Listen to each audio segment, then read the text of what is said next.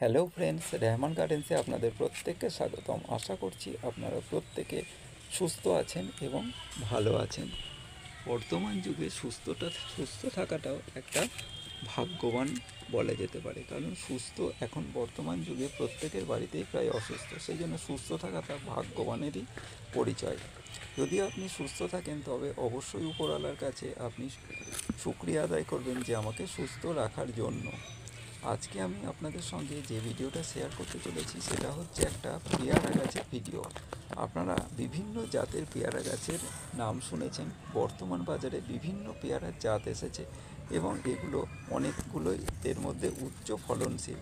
তার মধ্যে বর্তমানে যেই পেয়ারা গাছটা বিশেষ নাম করেছে সেটা হচ্ছে গোল্ডেন এইট পেয়ারা। গোল্ডেন এইট পেয়ারার নাম বর্তমানে আমরা ছাদ বাগানি বা বিভিন্ন যারা গাছকে ভালোবাসি, গাছপ্রেমী, তারা অবশ্যই আমরা এই গোল্ডেন এইট পেয়ারা গাছের নাম শুনেছি। বর্তমানে এই পেয়ারা গাছটা খুব সুনাম অর্জন করেছে। সেই জন্য আমরা প্রত্যেকেই চাইছি যে এই গোল্ডেন এইট উচ্চ ফলনশীল এই পেয়ারা গাছটাকে নিজেদের ছাদ বাগানে বা নিজেদের বাগানে বসানোর জন্য। এই গাছটা যে উচ্চ ফলনশীল সেটা আমি তার প্রমাণ পেয়েছি, কারণ এই গাছটা খুব সরু অবস্থা থেকেই পেয়ারা দেওয়া বা ফুল ফল দেওয়া শুরু হয়েছে।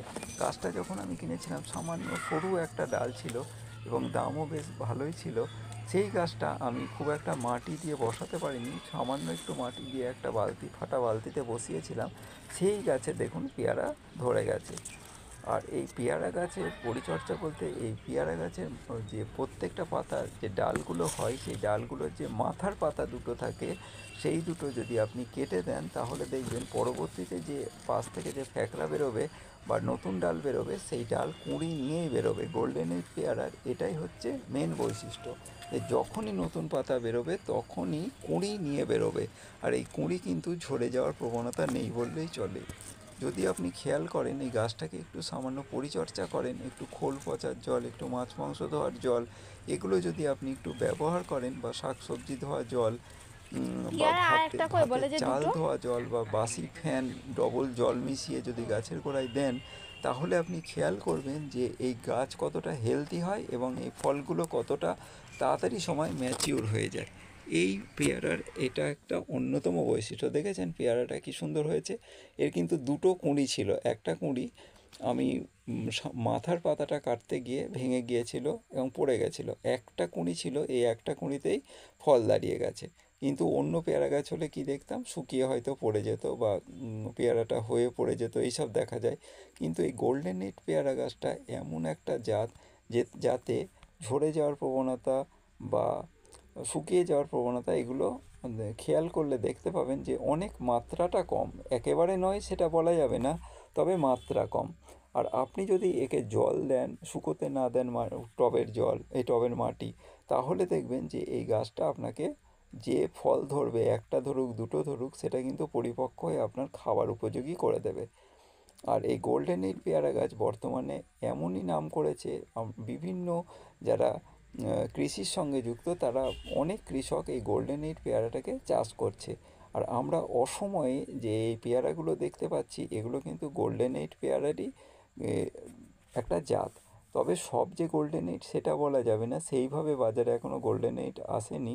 তবে গোল্ডেন এইট পেয়ারা অনেক কৃষক লাগাচ্ছে এবং তারা যথেষ্ট ভালো রেজাল্ট পাচ্ছে। সেই জন্য আমরাও ছাদ বাগানে অবশ্যই একটা গোল্ডেন এইট পেয়ারা গাছ আমাদের টবে রাখার চেষ্টা করি, যাতে আমরা সারা বছর ফল পেতে পারবো। বিভিন্ন যেসব পেয়ারার জাত এসেছে বর্তমানে, তার মধ্যে আমরা উচ্চ ফলনশীল জাতের মধ্যে এই গোল্ডেন এইটটাকে সামনের সারিতেই রাখতে পারি। আর এই গোল্ডেন এইট ছাদ বাগানে যারা গাছকে ভালোবাসে তারা অবশ্যই অবশ্যই বসান, কারণ পেয়ারা খেতে কে না ভালোবাসে। আর পেয়ারা অন্যান্য ফলের থেকে পুষ্টিগুণ, ভিটামিন অনেক বেশি। সেই জন্য গোল্ডেন এইট পেয়ারা গাছটাকে আপনারা যদি বসান তাহলে আপনারা কিন্তু সারা বছর কিন্তু ফল পাবেন। সারা বছর বলতে যে সব সময় থাকবে সেরকম নয়, তবে বেশিরভাগ সময় বছরের ফল পাবেন এবং বিভিন্ন স্টেজে আপনারা ফল পাবেন।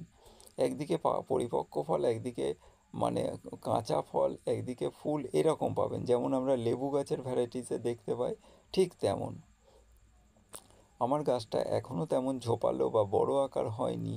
সেই জন্য আপনাদের সঙ্গে খুব ভালো করে আমি শেয়ার করতে পারছি না। আর আমার জায়গা কিন্তু খুব কম, সেই জন্য এরকম চারিদিকে অন্যান্য গাছগুলোও রয়েছে। ভিডিওটা ভালো লাগলে সাবস্ক্রাইব করবেন। ধন্যবাদ।